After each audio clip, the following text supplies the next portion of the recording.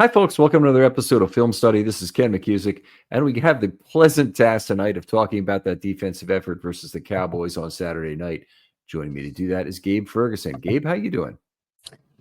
Hey, Ken. I'm doing great. Looking forward to this conversation. Been a hot minute since we've had you on air, and we missed you, Gabe. I know it's always great to talk football with you. Really dominant defensive effort. The depth of the 2s and 3s for the Ravens really showed up. This is a formula that's won them a lot of consecutive preseason games at one point, a lot of preseason games overall over the last decade or so. Yeah, I mean, what was it? 17 in a row? Was that the number that they won? I Something thought like it was. that. I thought it was 23 or 25, but I'll look that up. It might have been. I mean, it was a big number for sure. But yeah, a lot of that was, as you mentioned, defensive depth. Ravens have a knack for identifying guys in undrafted process, late round picks. They've done a great job of keeping a lot of them too, which is to their credit, and developing them well. So, and they come back, a year later, 2 years later, so that depth kind of like builds up over time. We see players that have been in the system for a couple of years, and they just know how to come in and win games for them. And they've had a few times that they've gotten to play in regular season games as well, but preseason is where that depth really shines for sure. 24 in a row, by the way, was the record. Wow. And Okay.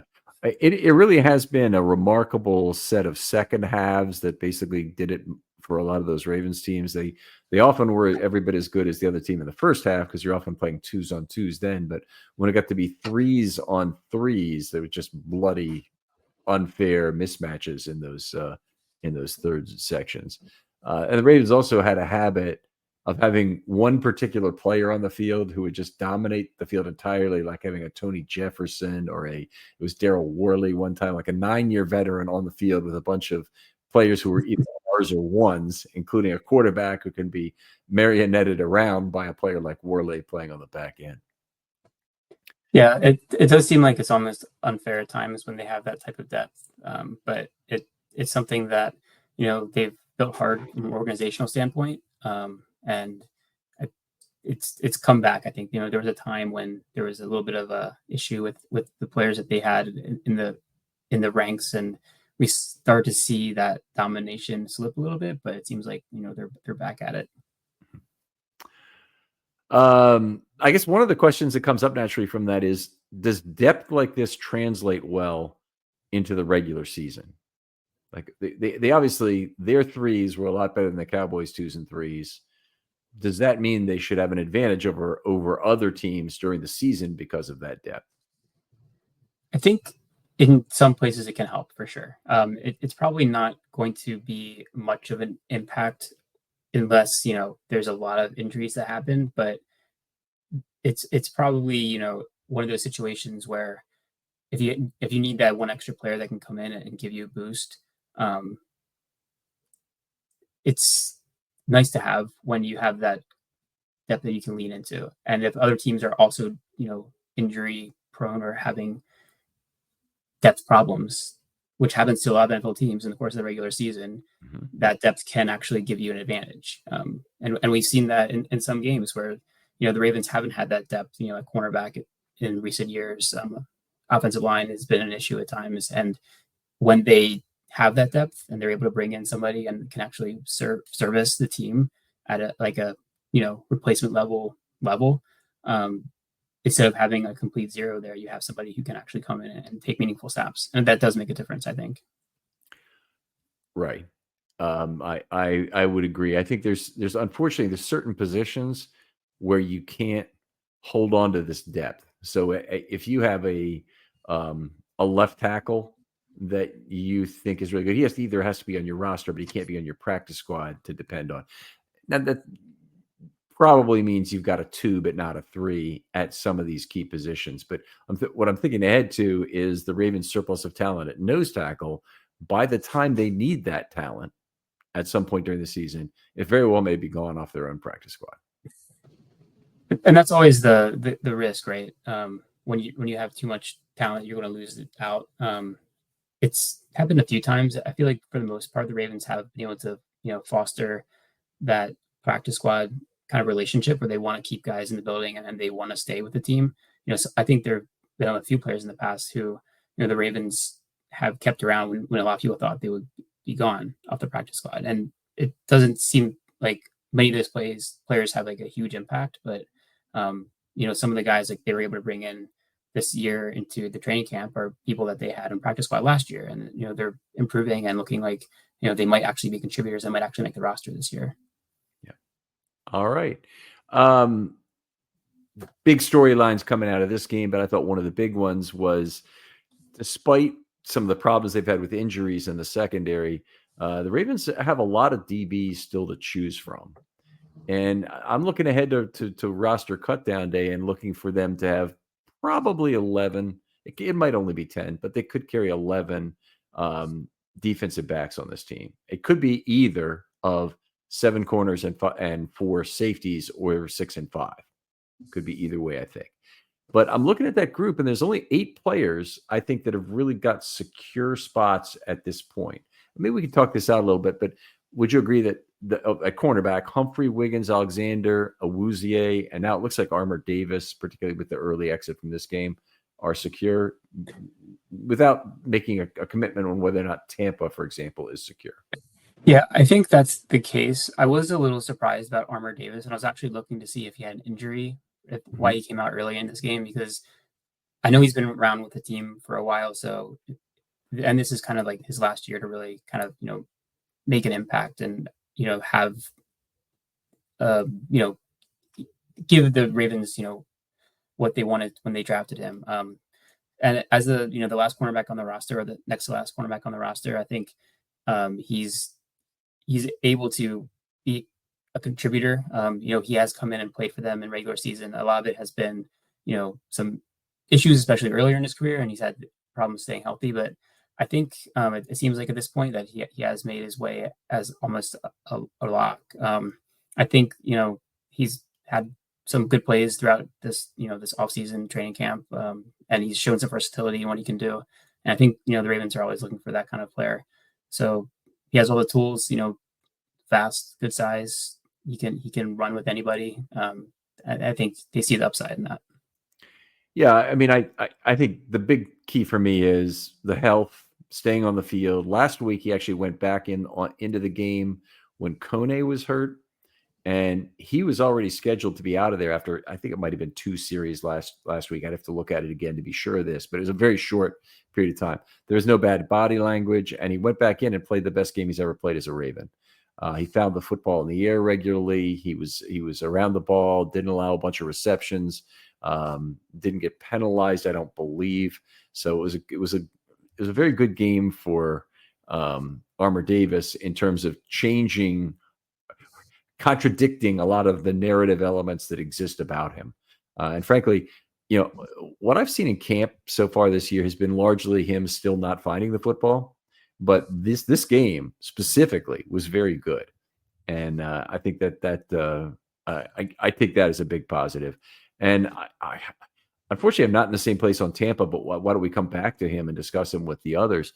I'll say 3 safeties I think right now are locks to make the roster, and that's Hamilton Starks and Sanusi Kane. Sanusi Kane has taken separated himself a little bit in terms of his back end role. He looks like the first safety off the bench. If something goes wrong, by the way, that's a little scary, but he'd be the first safety off the bench as of right now, I think. And then it gets very interesting after that at safety with Ruben Lowry and Bo Braid for either 1 or 2 spots. So it could be, because they could make it easy on themselves, keep them both, and then there's no problem. But Ruben Lowry's looked terrific, both in camp and in this last game. Yeah, I agree. He's been one of the highlights for the Ravens, especially, undrafted player. He kind of gives that Ardarius Washington kind of vibe, someone who has a knack for being in the right place, getting his hands on the ball, playmaker, undersized, but competitor. Tavon Young, kind of similar type player, although he was drafted. Someone who just knows like how to get his hands on the ball, has a knack for getting to the football. He's shown versatility, being able to play in different roles, different safety positions. Could probably, play, nickel for you in a pinch if needed. So I think there's a lot of things to like about Lowry. Brady, I thought was interesting too. He played some cornerback in this game, some slot, which is, I always thought of him more as a safety, more of a box player, but that kind of versatility is also something I think that the Ravens are looking for, because if we look at the slot cornerback position in particular, once you get past Humphrey, I think there's a little bit of like question mark about who would be like the next guy to step up in that role. I have a theory about that because I do think they would trust Lowry to play the slot if it came up. I think Keon Martin be another guy they would trust to play the slot, which we'll need to talk about in a minute.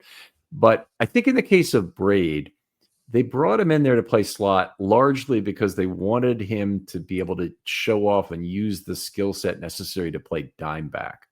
I don't think they would actually put him in at the slot. I think that's too much lateral movement risk with a player like him, but I think they do want him to handle some underneath coverage responsibilities, kind of like a linebacker does, but at a better level, hopefully able to take deeper drops, able to bring some of what he understands about the back end play portably to that dime back position. So you match your depth well enough to hand off targets and whatnot.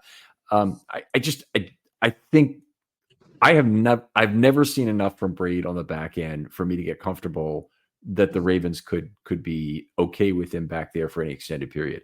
And he's been a pretty good player in the preseason, both of his years. It's just all his plays are made up close to the line of scrimmage. Yeah, I agree. And I think that's where he's definitely shown the most kind of splash plays. He's very willing to give run support adequately. I think he's a solid, tackler. He provides a little bit of thump and when he does tackle. I think that's probably his best role, whether it's like a box safety or like a kind of a slot type player where he's around the box or around the line of scrimmage. So if that versatility is something the Ravens are looking for, potentially to be able to bring on like more defensive backs instead of linebackers in dime types of situations, I think that gives him a little bit of a leg up in terms of making his way onto the roster. Yeah, he certainly, he and Kane both have the right size to play dime back, whereas Lowry is a little bit smaller. Lowry listed, by the way, at 204 on the Ravens roster. Let me see if he's still there right now because I've got his weight here. Lowry lists at 5'9", 204. I don't know when that weighing occurred, whether he got to camp and he weighed that or whatnot. He is thick for a smaller guy. I still wouldn't bet he'd be as high as 204 pounds. And then PFF, I think, has him listed on their site at 192, which led me to believe, okay, there's some weighing that is like, this is when he's running and that's when he's trying to play as big as he can kind of thing. But it's an interesting thing. I mean, obviously 204 pounds, he's got all the necessary size to play safety. Yeah, I mean, if he's around 200 pounds, 195 to 200, I think that provides enough bulk, especially somebody who's, only 5'9". Obviously, the height is a little bit of a challenge for him, but that gives him a little bit more kind of density in terms of his overall size and ability to, tackle, ability to take on some blocks, because you have to do that at some point when you're playing around the line of scrimmage, and that's what safeties have to do. So I think he has the necessary size. So I think he's clearly someone that the Ravens identified, and I think he's shown that he's someone who's probably going to be on their roster. Yeah, I would agree. I think there's a pretty good chance, and we'll get into that later. We have in the second part of the show, we're gonna try and handicap the probability of each of these UDFA players making it. But this is certainly a good year for the Ravens to either reestablish the streak if they didn't continue it last year, or to continue it for another year. Two other cornerbacks, though. Well, we didn't really get too far into TJ Tampa, but TJ Tampa again had a very long trial in this game, which doesn't scream to the notion that the Ravens are trying to protect him to be on the roster. It screams for them, hey, let's get TJ Tampa some work and see if we can work on some things. I think because of the fact that he didn't get to play very much last year because of injuries, they want to give him, as much opportunity as possible. I don't think he's played badly when he's been out there. I mean, he did give up that one long completion that I think was kind of a little bit, he was isolated. He wasn't in a terrible position, but that's not something that is the easiest play to defend. But I think he's a developmental player. He's got size. He's got some good, I think, skills in terms of like his ability to play physically. But I think the speed is probably his biggest issue. Right. I think that's something that the Ravens might have some concerns about. So I agree with you in terms of when we're talking about the roster locks. I don't think he's quite there. And the fact that he's probably outside corner only, they want outside corners, I'm sure, but it kind of makes him similar to Jalen Armour-Davis in terms of what role they play. So it's going to be, I think, interesting to see with him. I will lean to him, making the team at this point, but I think there's going to be some. It wouldn't be a shock if he didn't. I'll put it that way. Right. Yeah, it would. It wouldn't be a shock. And the next two guys we're going to talk about, I think each might have something to say about it. Keon Martin has stacked up two very fine games in a row.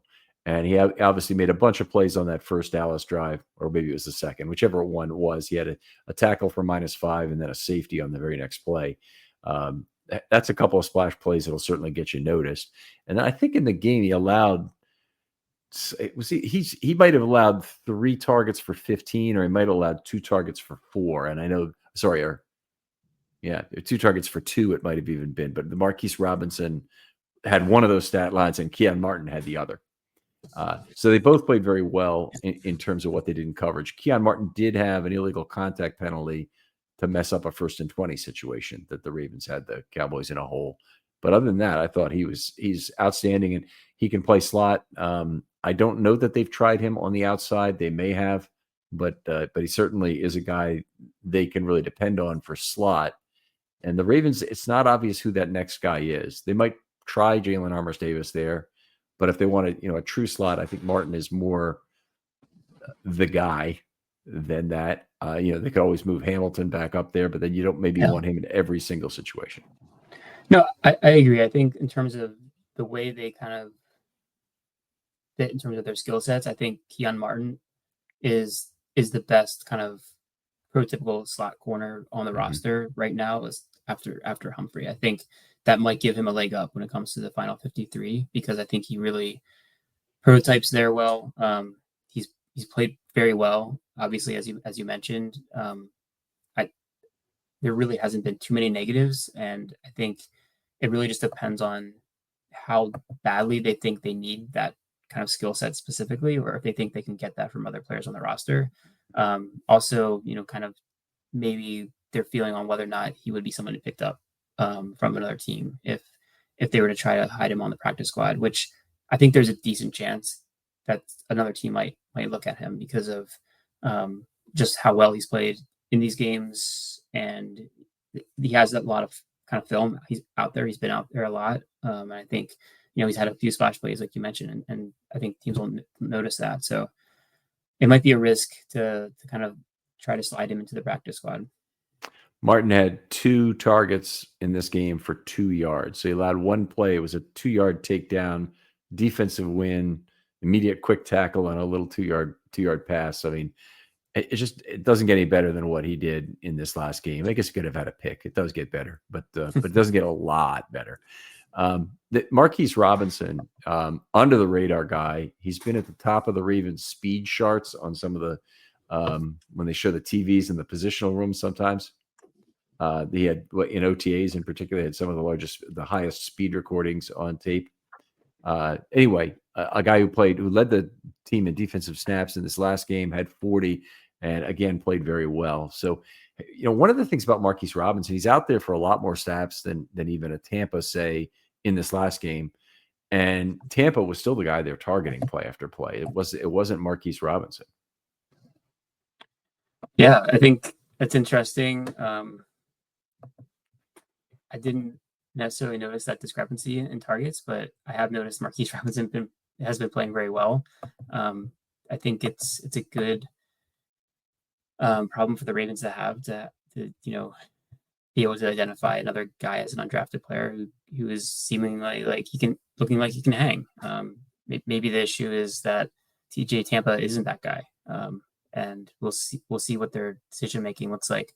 But you have to think about the logic of it, right? In terms of, yes, you use a draft pick, but if you think somebody else is providing more opportunity, even though you don't haven't put so much investment into it, if he's a better player, I think you have to go with the guy who's looking better out there. And it's not like they aren't playing against different levels of competition because they're on the field at the same time. So I don't know practice what they're looking like. I don't know if you've noticed one or the other as kind of giving a leg up or making more plays, but it might come down to that side of it. Talking about Robinson, Martin, or Tampa? So I'm talking about, Robinson versus Tampa, especially. Robinson versus Tampa, yeah. They're more like outside kind of players. Yeah, Tampa has made some plays, so there's no doubt about it. But I'd say Robinson, Tampa's also probably looked more like his recovery speed does not get it done at times. So he's getting beaten on some deep balls. Frankly, everybody's been beaten a little bit. I mean, I've seen Wiggins get beat a lot recently on some deep throws. He may just be biting and doing some things. Wiggins really trusts his makeup speed. Tampa probably knows he can't. And so he got beat on a mid-range throw for about 15 yards in this one. That's actually 23 yards. He got beaten up for. And that was one where it looked like he didn't trust his ability to backpedal, and then he ended up being too soft as the route got broken off to the inside, and ended up being a bigger play than it might have otherwise been against a more aggressive cornerback.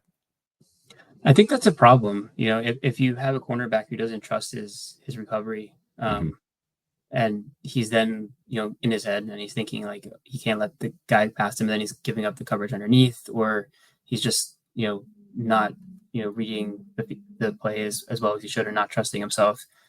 That's not where you want your cornerback to be. That's the position that's very much a position where they need to trust themselves, because if there's that blood in the water, the opposing quarterbacks will go after them relentlessly, even if it's somebody who's a backup.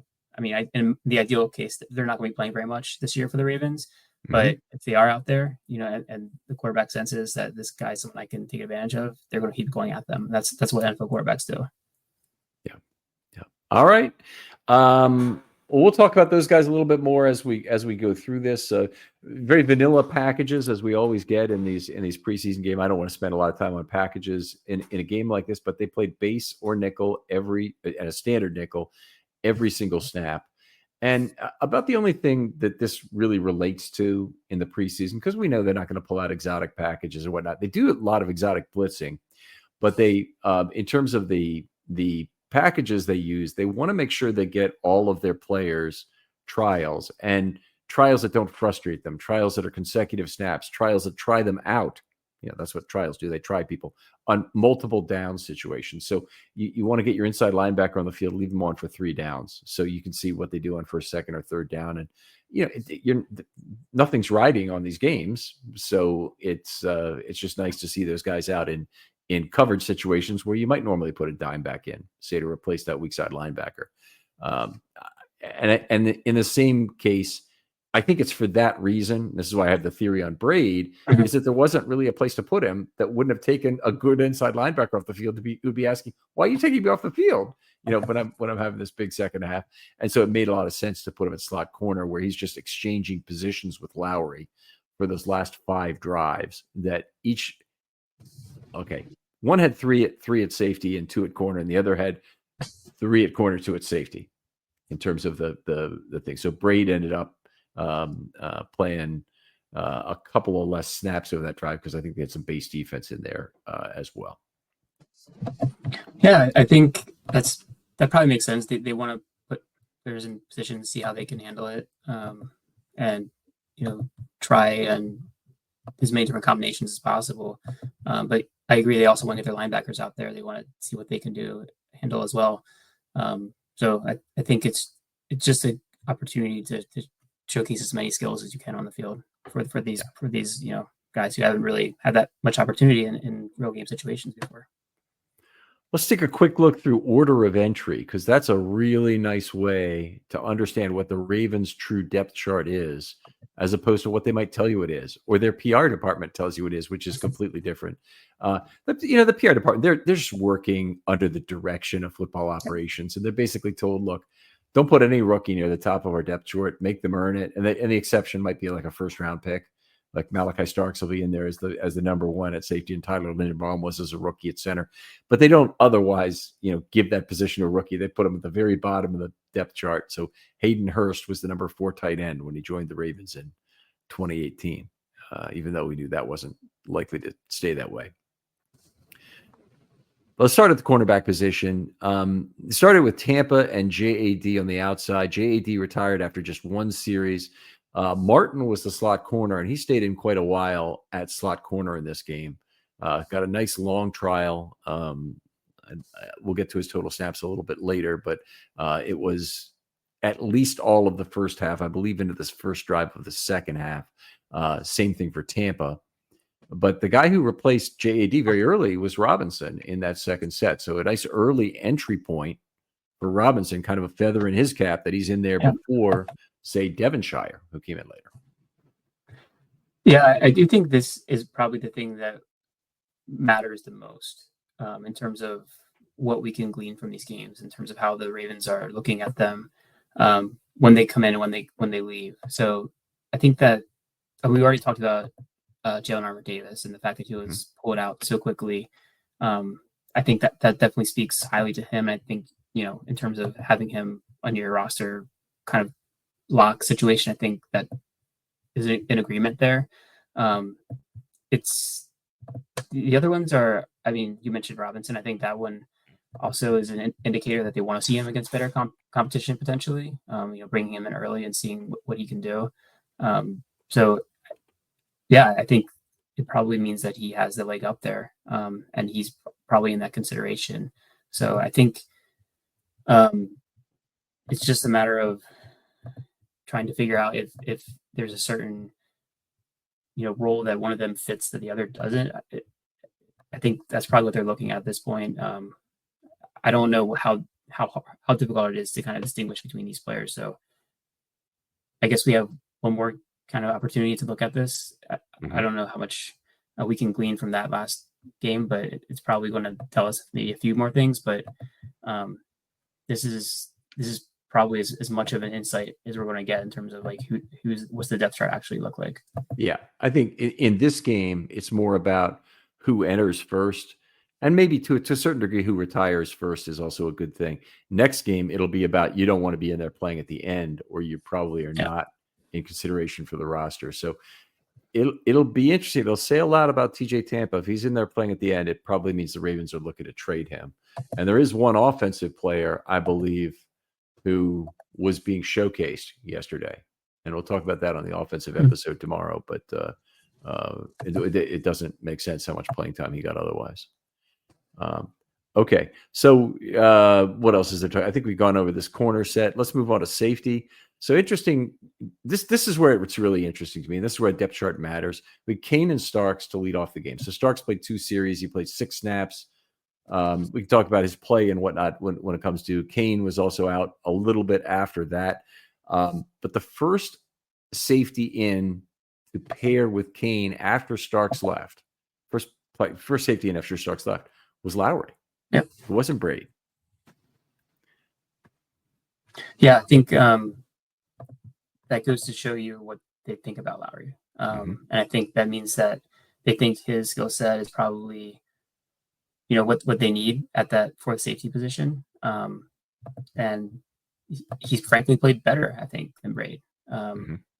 That's, and, in addition to the fact that he could potentially also give you some reps at corner, which may be more true reps than what Brady can give you. It's something that I think will be really valuable for the team that bring somebody like that into the roster. Check chat, please, Gabe, if you would. I agree completely, and I think the fact that he was in early probably did. It to me, it's a tipping point. I think that it's clear they like Lowry more. He's such a direct comp for Jeremy Lucien from 2 years ago that it's the Ravens have a type. I've said it on a couple shows. I don't want to keep saying it, but They really like brainy safeties. I think they have a good record of those guys not letting them down. I think Hamilton meets that exactly. From Starks at the podium, he certainly has a maturity way beyond his years. It's easy to see how in the interview process the Ravens fell in love with this guy. I couldn't tell you for sure that Starks is on a brainiest level with Hamilton or Lowry certainly, but he's a insightful, self-effacing, intelligent dude who seems to have a great perspective from back to front of how to look at football and try to figure out what your opponent is doing. I just think they really like brainy safeties, and you could be a little bit less athletic and you could be a hell of a lot more valuable on that back end when you know what you're doing. I think that's one of the most important characteristics of the safety position in Mm-hmm. today's NFL, because I mean, you can be big and fast and, have all the athletic attributes you want, but if you're not in the right position, it's going to lead to big plays from the offense. And we've seen the Ravens defense evolve, especially with, the more recent coaches that we've had with McDonald and now Orr, of having a very interesting coverage scheme in the back where they're moving players around. They're doing a lot of inverted coverages. And it has to be smart players who are on the back end, and they have to be versatile players as well. And I think that is clearly something that the Ravens have honed in on and they're targeting. I completely agree with you on Starks. I think that's one of the reasons why they loved him so much. They had him very high on their draft board. The interview information that they showed about him during the draft process, he looked like he was blowing them out of the water in terms of what his understanding of the game was, what his understanding Mm-hmm. of coverages was. And, it's quite likely that they found something like that in Lowry as well, that they think that he just has that instinct. He has the ability to pick up, all the coverages they want to play, the ability to play different roles. That's not something that every player can come in, especially as a rookie, and do it immediately. And for him to be trusted with that early on, I think it speaks volumes. Yeah, I agree. So Jackson and Igbinosun are the back end of this. Jackson actually played a little bit before Igbinosun got on. He was paired with Lowry briefly, but then the 39 and 41, Jackson and Igbinosun got on the field at the end of the game. Let's move on and talk about the outside linebacker position. And I kind of pair these up in two sets. There's kind of the big three, even though there's a little bit of overlap. And then the two on the back end. But Ajabo, Isaac, and Green effectively split all of the first half snaps, and they did a little bit of rotation to get Green in the game. Sometimes more on passing downs, and sometimes not. Green made some good run plays in this game, so it's that's worth discussing. But the injury to Adisa Isaac is one of the really awful things to come out of this game. Yeah, it is a real shame, especially given the fact that he dealt with injuries, last year. He's looked like he's developed and he's coming along, and I was really excited to see what he could do for the Ravens this year. I don't think that's necessarily a season-ending injury for him, depending on the extent of the damage. I saw, I think Harbaugh said it's like he'll be out a few weeks. So my guess is, they try to put him on the roster and then IR him as a designated to return. That would be my guess, unless they think it's something that's going to be, a much larger or longer term injury. You ever have one of those days where everything's off? Well, Mood can help with that. And let me tell you about Mood. It's the online cannabis brand that is changing the way we handle everything, from stress to sleepless nights, with functional gummies that are 100% federally legal cannabis. Mood launched to make cannabis affordable, accessible, and transparent, while at the same time supporting American farmers growing premium hemp on small pesticide-free farms. Their gummies are next level. Seriously, I've tried a few, and each one feels totally different. The Sleepy Time gummies, out like a light, immediately asleep. The Epic Euphoria, it's perfect when you just need a reset to feel good again. What makes them unique? Mood combines THC with herbs and adaptogens, so you get real targeted effects. You're not going to find this in your typical dispensary. And here's the best part. Mood ships discreetly to most states, offers a 100-day satisfaction guarantee, and right now you get 20% off your first order with the promo code RAVEN. Just head to mood.com. Find your perfect gummy and use the code RAVENS at checkout to save 20%. But that does kind of change the dynamic of what that position is going to potentially look like. But but in this game, it was mostly Ajabo and Green who took the majority of the snaps because of that injury. So it allowed them to kind of like showcase their skills in this game. And I think we see a clear difference in what they can do. I'm just incredibly impressed by Mike Green. And we could go on for minutes or much longer about how impressive he's been as a rookie. I think genuinely, like, he's going to be a star for the Ravens. And I know a lot of people kind of think that, but he has a lot of that high end athletic ability that's just hard to find, and to get someone like that in the second round is just a rare thing, especially at the back end of the second round. So as long as he can stay healthy and they can get him on the field consistently, I think he's going to be a difference maker for them this year. Yeah, I'm with you. And I think, the more I see him play, the more I'm excited about what he might be on the field. I don't really have any idea right now just how damn good he's going to be when he gets on the field against top quality talent, because he's played against a lot of twos already in terms of a fair number of snaps, but he's held up well, and he's when he's so damn elusive and so unbelievably able to leverage a guy from the outside. You make use of bend, flex that ankle, do all the things you need to when you're getting around the corner. And that's far from the entirety of his game. You see that one picture of his ankle bending, but the guy has a great inside move. He's slippery as hell in terms of his spin move. He has power, a real bull rush power that he can employ when he wants to, and he uses that in the run game well to hold the edge. So it's been a whole smorgasbord of talent factors that have been fun to watch with Green. Yeah, I mean, even on like run plays, he's made an impact. He's set the edge well. He's showed off, very good, ability to take on blockers. He, I think, shot the gap and almost made a very nice, behind the line of scrimmage play in this game. He just has all of the tools I think you would want from that position. And yeah, it's just a matter of getting him, reps in the real regular season and seeing if that skill set continues to build up, and is it going to work against the high end tackles in the NFL? Yeah, I that is the question. But you know what? I think one question may have been answered, and that is that somehow that Mike Green needs to be just a situational pass rusher this year. I don't think that at all anymore. After watching a couple games here, I'm like, you can put him on the field any down, and it'll be fine. And Suggs played his first year effectively as a situational pass rusher. Still had 12 sacks or whatever it was, and did not suffer for the fact that he was on the field for less snaps. But that's not the sizzle we grew to know and love. The sizzle in his mid-career when he's defensive player of the year almost never came off the field. Yeah, that's the complete player. There are not a lot of those guys anymore. Kind of your TJ Watts at outside linebacker.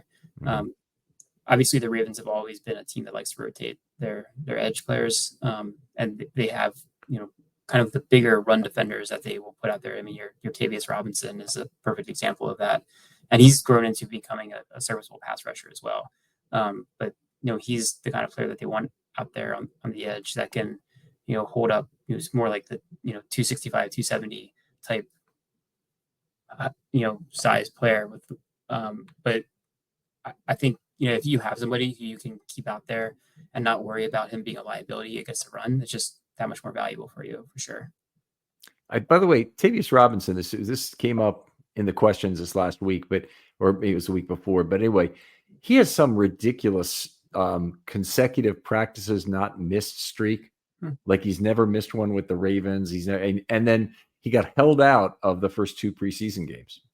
And I think that might have been the first time he's ever not played in a team setting, that he was there for a practice or game. So that's pretty darn cool, frankly. For David Ajabo, the injury to Isaac, do you think that makes him a lock for the team, even though he's kind of still not really showcasing too much, I think, at the position? I mean, I guess I'd say this. I'm not really excited that David Ojabo has won this job by default, but I think he probably has. But a week ago, before the Isaac injury, if someone had, if another point had come up about how Jadeveon Clowney is still out there, and you know the Twitter masses basically said, "Oh yeah, make it happen. Go get David Ojabo, go get Jadeveon Clowney because he's one more guy." Now with the loss after the loss of Isaac, I'm like, that might not be such a bad idea. It really might not be. And either way, it's a 1-year deal, right? Yeah. With Ojabo or Clowney. Clowney, you play a little bit more, and you probably have to pay some incentives. But it might really be the right move, and it would give the Ravens a lot of depth at pass rusher if they did that. I tend to agree. I just haven't seen enough from Ojabo. I mean, it's a sad situation with him and the injuries, and it's just his inability to stay on the field. And I think the injuries have unfortunately kind of sapped him of what was his true kind of calling card, coming out of college, which was that, speed and burst off the edge. And he just doesn't seem to have that anymore. And without that, it's hard to see exactly, how he's going to profile in the NFL consistently. I mean, we've seen him beat very bad tackles at times, but he hasn't had that many opportunities to do that. And I think it's, he's going to be a depth player for you that doesn't really play special teams. So in that situation, I would rather have someone like Clowney, who I know is probably a significant plus in terms of his ability to rush the passer, even at an older age. He's still going to give you more juice than Ojabo does. So I'd rather have that upside, because I don't really see the upside with Ojabo. And even if you don't bring in a veteran, with the 4 players that they have now, they might even be able to get away with it. It's not the ideal situation, but I think especially with what Mike Green has shown and the fact that he's not just a situational pass rusher, you could potentially still have a pretty good rotation with those 4. And that's not the end of the world. As long as they're all healthy, I don't think you have a problem at all. If I'm looking at David Ojabo on the roster, one thing he does give you, because he doesn't give you special teams value, and people are going to consider this a very mean thing, is he gives you an easy inactive every week. That's true. And he missed some games last week. He's a healthy scratch or last year, I should say, because he just isn't valuable on special teams. So he's a guy who gives you that. You're going to have, I think, 2 on the offensive line this year. And then after that, you're going to have to struggle to figure out like which defenders are easy inactives on game day. It's not an easy set of choices that the Ravens have to make there. So anyway, Ojabo, at least if he's on the roster, hopefully you have a 5 to make 4 on game day situation, and you need 4 on each game day, but you don't need 5. And then Ojabo is a guy you can sit a lot of individual weeks. And Ojabo maybe is the 4th for a backup if somebody were to go down, and that can be a valuable addition to you. It's not like he's the worst outside linebacker in the league, but it's not like he has a lot of facets to his value the way that Adisa Isaac might have, with playing some good special teams, still having 3 years of team control left, all the other things. I mean. Yeah, and I know Isaac has had issues that have held him back, but he definitely has a little bit more juice in him currently than Ojabo does, just as a pass rusher. I mean, so I think I would hope that he has an injury that he can come back from, and I think that's likely the game that the Ravens play, whether it's someone like Brent Urban that they do a handshake deal with, or John Jenkins, or somebody who is a veteran that they can keep off the roster to allow Isaac on to go for that designated to return designation. But good. They have 2 such positions where they can do that anyway this year. So spots 54 and 55, you can put people on IR at the cutdown day and still bring them back. And then if they want another, Brent Urban, maybe Jake Hummel, some other players might work to be cut and brought back. A few weeks ago I said don't take a chance with Hummel because you might lose him and whatnot. Now I'm thinking, you know what? I'm not even sure if I really want Hummel over Higgins and Martin. I'm in agreement there as well. Yeah. So maybe we take that chance on a handshake deal and see how it works out. Let's finish off the ILBs though before we move on. Rucker and Ham are in there with the third sheet. Both of them have created a fair amount of mayhem on the field. Ham hasn't been without his problems, but he's gotten after the passer very well in these two games. Rucker as well has created a lot of pressure in these two games. It's they got some really good choices for the top of the practice squad. Ham looks like a guy who, at least he's back from his 2 years of injuries and playing at a fairly high level. Yeah, I mean, it's great to see. I think they are, practice squad type candidates. I don't know if they would both make it potentially, especially if the Ravens were to go with 4 on their roster at outside linebacker. I think it would make sense to keep 2 on their practice squad in case they need to do a call up, help out with special teams, or just have that depth there at the position. And they aren't the most talented. They don't have the most extensive pass rush ability, but they're good, well-rounded players, and I think there is a role for them on the team, especially in the practice squad. So it's good to see them out there, playing well. They're not getting run over, and they're attributing themselves as I think you would want to see from the Ravens outside linebacker position. Yeah. Oh, I'm excited that the depth is good enough that players like Rucker and Ham exist, whether or not they have a spot. I'm not sure it's 2. It might only be 1, but those are 2 pretty decent guys to have around, and I think there's a non-zero chance that one of them would get taken before the year is out. I think they both probably make it through waivers in the initial cut down, and you get them on the practice squad if you want them, if you have room for them. I mean, you may not really have room for 16 players on the practice squad is not a infinite amount.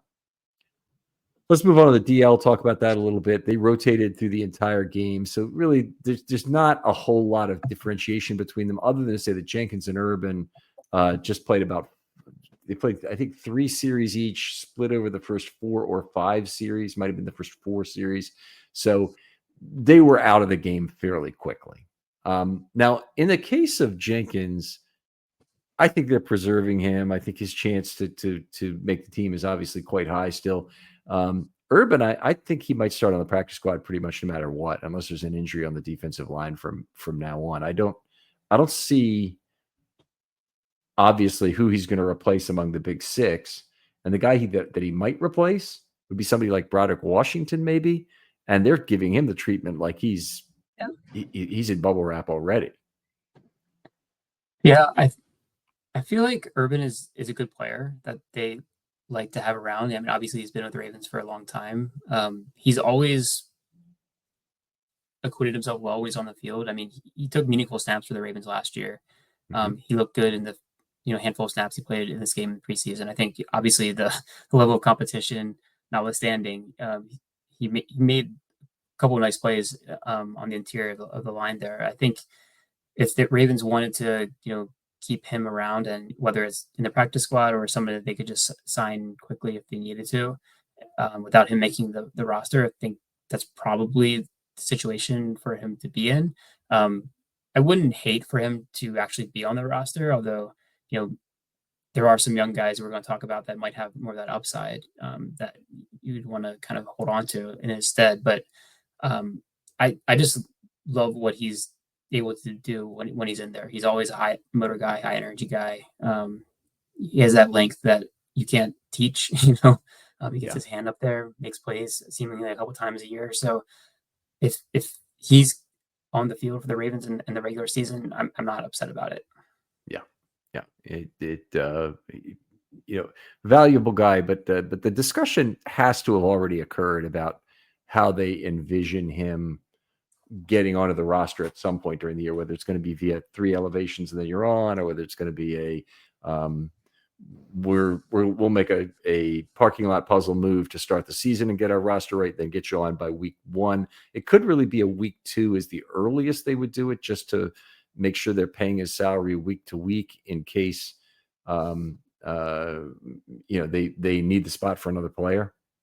So I think there's a lot of ways they could work it, but I think Jenkins and the Ravens understand the deal. Jenkins pragmatic NFL survivor really understands. Sorry, not Jenkins. Urban, pragmatic NFL survivor really understands, what's going on in terms of being a practice squad player who the team is still depending on. After Jenkins and Urban, the next two guys on the field were Ravenel and Peebles. And they retired. Peebles actually played all the way to the end of the game, but he was in a little bit earlier. Ravenel, same deal. They both played very well this preseason, but we can talk about them individually in terms of what happened. But any risk to your way of thinking that Peebles somehow does not make this team? Not in my mind. I think he's a lock. I think he provides that interior pass rush juice that any team wants, frankly. He's a 3 technique through and through. Obviously undersized, but he has a very quick step. He's able to use his kind of undersized nature to his advantage. I think sometimes he's able to get underneath guards and use his quickness to be able to kind of get around them faster or easier than somebody who's a little bit bigger can potentially do. So I really like what I've seen out of him. He's just someone that I think is going to be in the backfield quite a bit for the Ravens this year, and I don't see a situation where he's not on the roster. Me either. He's had 2 terrific games, so I will get into that, no doubt, a little bit later. Ravenel also has played fantastically and is a guy who, last year he played pretty well in the preseason too and looked like he'd be a guy that the Ravens might have to turn to at some point during the year. I don't believe that happened. I don't believe he got activated for a game. I might be wrong about that. He might have had a activation, but stayed on the practice squad the entire year and was available to the team. And I think he'll have a lot of value doing that again this year. And then there's a certain lifespan where that just cuts off. You can't spend 4 straight years on somebody's practice squad. Basically just being ready to go. At some point, you pretty much have to call an end to your football career, or the Ravens might call an end for you. Yeah, I'm curious about how they handle Ravenel because I have been really impressed with him, and he is in his second year with the Ravens. I think he's gotten better just based off the 2 preseason games he's had this year. I feel like he's been more consistent, more impactful, especially as a pass rusher. He's not the biggest defensive tackle, so I wouldn't say he's necessarily like a John Jenkins like replacement. But if we're looking at a position on the roster, that's kind of the place where somebody like Ravenel might actually be a better fit in terms of making the 53 because he might be someone that they wouldn't be able to hold on to. So I don't know if they see him as someone that they have, they want to keep on the roster as able to save them from potentially not another team, picking him up. So I don't know if they see him as someone who's that valuable. And if they don't, maybe they don't think he's able to hold up from the run defense kind of situation that, and that's the reason why they signed Jenkins, obviously, to kind of be that Michael Pierce replacement. But I think he brings more juice probably as a pass rusher. So to me, it's like 35-year-old versus 23-year-old, and it's an interesting position. I think the Ravens find themselves in because they might not have a chance to keep him if they let him go, and it's a little bit of a risk. But maybe they think that he's already been on the practice squad a year and nobody picked him up, and that's probably where they're leaning. But that's where I am, by the way. Yeah. Is that everybody had a shot to all of last year, plus to sign him to a futures deal. Nobody did it. That probably means that he's a safe waiver claim pass through.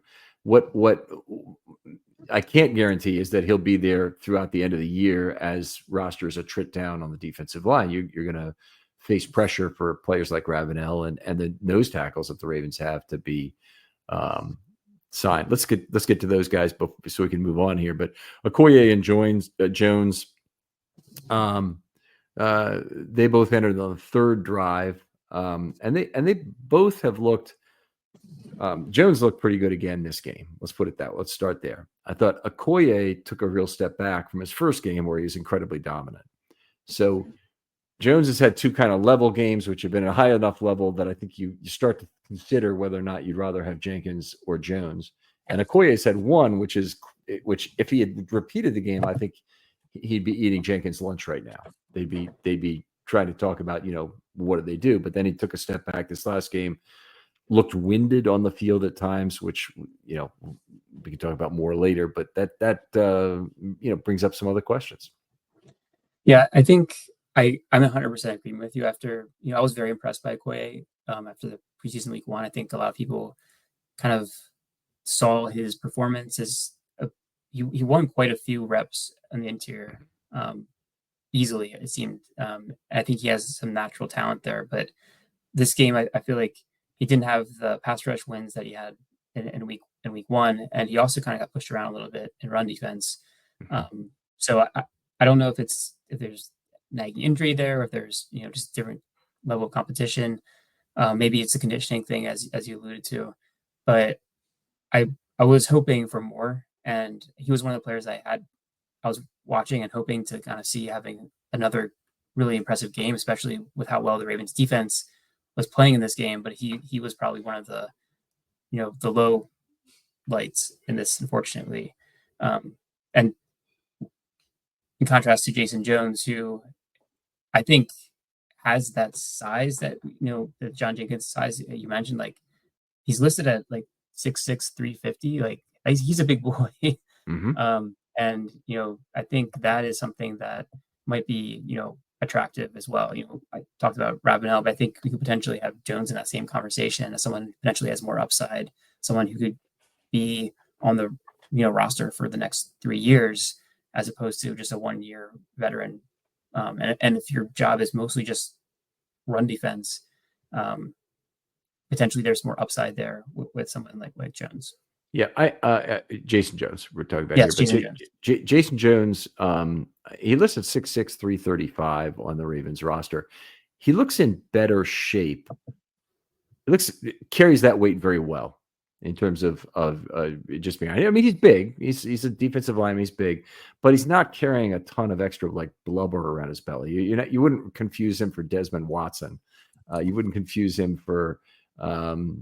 Frankly, I don't think for CJ Okoye either. I think Okoye carries a lot of his weight kind of lower in his belly than Jones does. So he's a big player. Just seems to be in better shape. And honestly, when I watched him at Auburn, my recollection of him is I kind of thought he was a little fat, and he's been a little bit better pass rusher here in the NFL so far. He's shown in the 2 games, he's shown some ability to get legitimate pressure, and I think that's all the Ravens want is a first or second down pocket pushing, run defender who can occasionally push somebody back into the quarterback's face. Is what they got out of Michael Pierce. And that made Pierce valuable enough late in his career that Pierce was a guy who was in there on passing downs to support Madubuike before they found out Travis Jones, before they found out how good Travis Jones was. Yeah, I think he definitely has that kind of profile as someone who might be a hidden gem. I know, he wasn't obviously drafted, so I'm actually looking at his kind of draft profile. He wasn't. I think mostly considered very athletic. Probably, he's big, but he's not like super fast or explosive. And that's I would say more of what teams are looking for at the defensive tackle position. And if you don't have that, you're probably going to be late round or undrafted. But he could still be someone who develops some. He was listed in college at 355. He's listed by the Ravens at 335. So maybe he's changed his body a little bit. That makes more sense. Those 2 weights more sense for what I've seen on tape of him at Auburn and seen him in person here. But sometimes taking 20 pounds of fat and turning it into muscle, or getting rid of that weight entirely, can make you a completely different player. So it's interesting what he might be able to offer the Ravens. So I think, like you said, he does profile as that early down run stuffer. They can rotate in their second team unit, or maybe even in the first, in like a base defense type situation. I don't think he'd probably be in there in base defense. It'd probably be Travis playing nose tackle. But I don't know. He gives them potentially some flexibility. Well, Travis, they need him on passing downs. So Yeah. see, he's always paired with Matabike. That's the trick with Travis Jones. Is he almost every single one of his snaps going to be played with Matabike. Yeah. So Matabike, you probably want more on passing downs too, and then you want to have the dynamic duo there to force Jones, force a double team of Travis Jones. There's too many Jones and Jays and defensive tackles, but Travis forces double teams like crazy, and that has worked in Matabike's favor a lot. I know that people will pull out these stats about look at how many times Matabike's been double teamed. It's he might get double teamed a fair amount, but it's nothing like what Travis Jones get. Travis Jones is the I dare you to single team me player on this team. Yeah. So, I mean, getting back to Jason Jones, I agree with you about Travis. I mean, he is someone who wrecks. He will bull rush pretty much anybody like back into the backfield if he's single blocked. But if you have in base defense, is Travis Jones playing your nose tackle position? I guess is the question I'm asking. Or is that where Jenkins would? I think I've got to figure out snap relief for Travis Jones. If I want him on the field for every passing down, I can only have him on the field maybe for half of the rundowns. So if I'm playing a pure base package, I'm happy to have Jason Jones in there. Or if I'm playing a kind of a standard nickel on an early down, I'm happy to have Jason Jones in there. I don't have to have Travis Jones on either of those situations on a rundown. Yeah, I mean, I think that makes sense, and I think given the potential for what his role could be, and he might be someone that sneaks on their 53. Mm-hmm. Well, they do save a bunch of money if they take one of these UDFAs over Jenkins. It's about a $700,000 savings in cap for this year.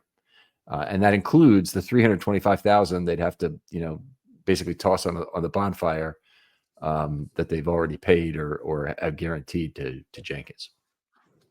He wasn't one of the veteran exemption players. No, because you have to be with the same team for 4 years to do that. So only a few players qualified. So the two on the Ravens who would have qualified were significant were Wallace and Ricard, as being guys who would be near the vet minimum. And one of them got all the money, and that was Ricard. And Wallace could have been given money, but they gave him a deal that was sweetened and it had void years attached to it. Yeah. Okay. All right. Let's inside linebacker really quick. I'm sorry, I've let this go way too long here, but Simpson and Buchanan started the game. Then Buchanan and Hummel played a few series. Buchanan still actually had the green dot into the second half, and he played a series with, it was either Higgins or Martin. I forget which one. But Martin and Higgins then took over, and they were a combined highlight reel in that second half. Yeah. You mentioned it earlier about do we really need to keep Hummel on the roster? Higgins and Martin. I mean, Higgins was the one who kind of caught my eye a little bit more, but just in terms of the playmaking in both preseason week 1 and 2, getting his hands on the ball, forcing turnovers, really kind of, I think, understanding the flow of the game around the line of scrimmage. I mean, he seems like he was always going where he needed to be. Obviously, I think Martin played really well too. They kind of had, like you said, a dynamic duo of them out there. They kind of I think, really were the reason why the Ravens' third string, or however you want to call it, was so impactful, because they just were all over the place. Yeah. I mean, they're two, I think, NFL caliber linebackers who we had in their third string defense. Yeah, it is very exciting. Orr was at the podium the other day, and he said that both of them should have been drafted. I'm so excited by the level of play from both of them and what it means. And I think right now we've only considered the possibility the Ravens will carry 4 inside linebackers, but there is a reason they might carry a 5th, and that is that special teams bigs are important. You have to have a certain number of bigs to handle both the punt rush and the punt game. So when you're in those two, you have a line of scrimmage that you're trying to defend if you're on the opposite, if you're on the punt return team, and you have one that you're trying to block for when you're on the punt team. And so you need guys who are bigger. And typically you can't have a safety playing on the inside, but you can have a linebacker. That's the ideal kind of player. So you got long snapper, and it can be, a couple tight ends and a couple of inside linebackers, and maybe one outside linebacker usually make up your punt interior group. So you got to have enough bigger defenders too to play defense actually on the other side of that ball, because otherwise, other teams will run fakes on you to try and pick up easy first downs. It is true that the special teams are probably going to be a big consideration for how these last roster spots shake out and how the Ravens see these players fitting into those roles. That's how they've always operated, frankly. And linebackers are always a key component of that. They're key of any special teams unit. So, the Ravens signed Hummel because they needed a linebacker, especially someone who was a special teams guy. But if they have two rookie linebackers who they think can fill that role, who knows? They needed to have depth in that position, and they took a lot of different paths towards getting that depth. And then it's just a matter of assessing who's the most upside, and what is the long term need of keeping these kind of players within the building. Yeah, could completely agree. If you look at the undrafted free agent linebackers, they didn't just make it because they could play linebacker. Albert McClellan, McLean, Ellerby, and Orr himself all made the Ravens largely because of what they could do on special teams originally. And then they got additional chances. McLean didn't get a chance for several games in that 2008 season when he was a rookie. And then he finally did. And he got the safety tackling Jamarcus Russell in the end zone on his first NFL play. But he was playing special teams until then for the Ravens.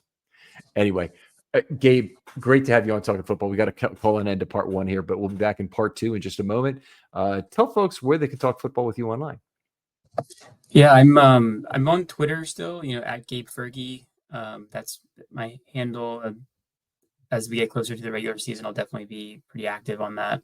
I'm also on Blue Sky, although I same handle. I haven't been using that as much. There is a small community of people on Blue Sky that's nice to have. And some people are on both, some people are only on one or the other. So I try to keep tabs on both, but I think Twitter is just where the majority of people are still at. So I try to use that mostly. Okay. Outstanding, Gabe. Tag him into some conversations. Very knowledgeable guy. You can tell from what he's been here. Extremely smart guy and one of my friends that I love to talk football with. Other folks out there, hit me up. Doing a new series now before the regular season begins. So get back to me if you have a concern about the 2025 Baltimore Ravens. Give me your biggest concern by a DM, ideally, and I'll try and get you scheduled if it doesn't completely match up with something I've already got on the schedule. But want to hear about your biggest concerns. There's usually 8 or 9 shows which come out of this, which is hilarious for a team like the Ravens, which is extremely deep and talented. But I want to hear that. What is your biggest concern? Something we can do in 15 or 20 minutes, and I'll certainly appreciate having that discussion with as many people as possible. Gabe, thanks again for coming on. Thanks again. It's always my pleasure. And we'll talk to you next time on Film Study.